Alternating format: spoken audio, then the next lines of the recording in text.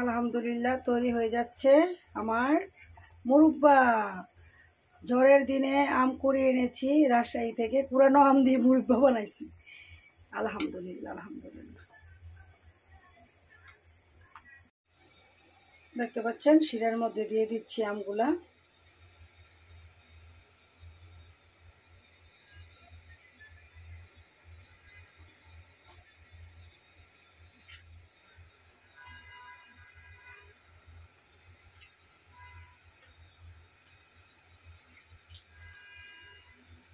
এগুলো হয়ে যাবে মুরব্বা, আমের মুরব্বা। শান্তি নাই কোনটা লেগা।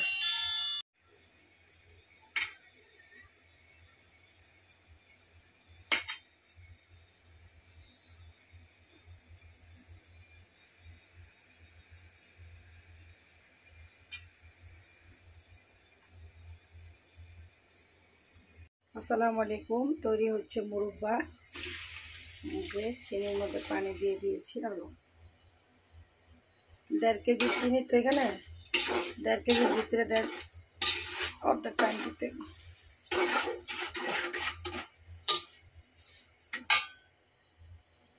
বিসমিল্লাহ।